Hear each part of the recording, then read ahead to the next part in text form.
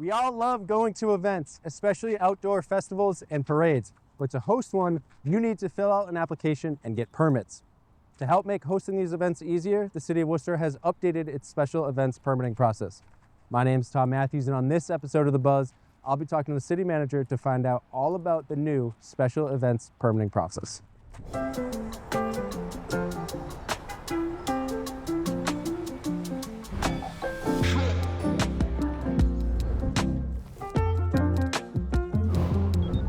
All right, Mr. Manager, the city recently announced updates to its special events permitting process. Before we get into all that, can you first talk about what a special event is and why they require a permit? So a special event in the city is basically an event that offers many different opportunities for people to engage in, from festivals to parades, runs, any type of street closure, any type of activity that is trying to bring community to show exactly what they're trying to offer and get as many people to come out and experience those opportunities that they're providing. And so what do the permits and the fees, what do those go toward? So those goes to a lot of the different services that city provides, right? So the city provides services, whether it's food permit, sound permit, allowing for street closure, porta potties, etc. All those things are regulated and require permits for us to review the location and the service, etc. For people to have the ability for us to know and provide that service to them as well. Okay, so why did the city want to update its process for special events permitting? So for many years, we've heard feedback from community members and people with different perspectives on what it is about the permits that were creating barriers for them and obstacles for them to say, I got to go to this department, or I got to go to this department, or there was just a lot of bureaucracy within them. And so the city really took that to heart and listened to them and said, what can we do differently and how do we do it? And that's where we decided to kind of revamp the process and do something different. All right, so what are some examples of the updates that the city made? Yeah, so one of the biggest ones is waiving a lot of those permit fees, 18 of them that we were able to either eliminate or waive. You know, for example, a sound permit was $5. Why don't we remove that? And we find ways that encourage people to do these events by removing that barrier. An additional one was each event organizer had to go to multiple departments, multiple applications. We wanted to streamline one department, one application, one individual to be the liaison, to interact with the other departments. That streamlined process will help the organizer, but also will help the city to understand where things land in the process and how do we provide a better service to the community in that area. All right, it sounds like there's going to be a person that serves as a point of contact to help people when they're applying and going through the process. Yeah, and that person will be in the cultural office. The cultural office has been designated to be the point of contact for all special events in the city, and that would allow the coordinators to know this is the place where we go and we get our permits, we ask questions, we want to know anything that's happening within their event that need answers regarding other departments. They go to the cultural office and that one person will be able to serve them. And so can you talk a bit about how this sort of breaks down barriers and makes the process more equitable and helps people achieve putting on an event here in the city? Yeah, you know, oftentimes there's people are raising money. They're getting sponsors, they're doing these events with low resources.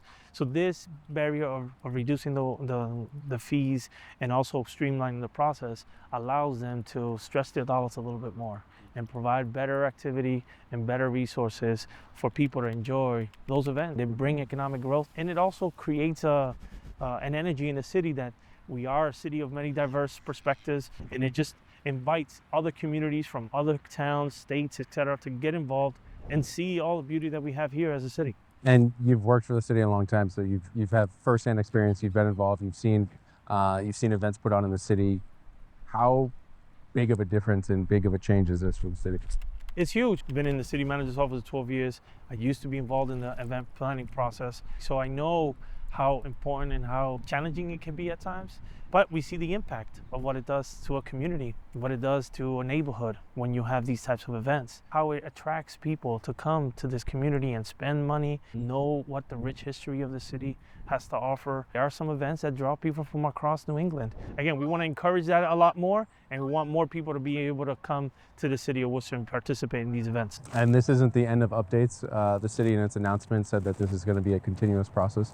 Yeah, we want to continue evolving, right? We want to continue to learn, hear from the community, and what are the areas that we continue to evolve to attract more events, more activities in the city. All right, this comes as updates of programming that we're doing throughout the city. We recently announced updates to the parks concession vendors. There's a new system in place for vendors. Yeah, so historically, we had a process in which vendors can just select where they wanted to go, and we were make decisions on the type of vendors in different parks. And then we introduced the bidding process. This year, we wanted to do something different because the bidding process can be inequitable to some folks, right? And so what we decided to do is do a lottery system. And that lottery system gives folks an opportunity to put their name at any park that they want in the city.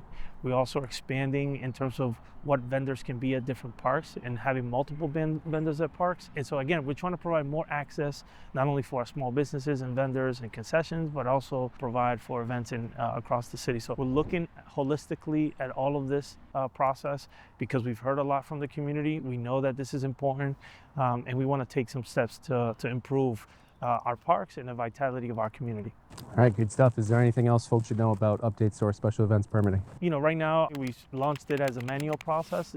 People have to submit their applications. There's an online application, but what we want to do is we want to streamline that online application even more. We worked right now looking at different vendors to provide a more streamlined process where people can track where their applications stands. And so we're working through that, and hopefully that will then even streamline the process even better and have an online presence for people to be engaged with that platform. So more to come on this. Again, we're still evolving, but we wanted to launch this spring because the community really desired this opportunity for a more streamlined process. Great. All right. Thanks, Mr. Manager.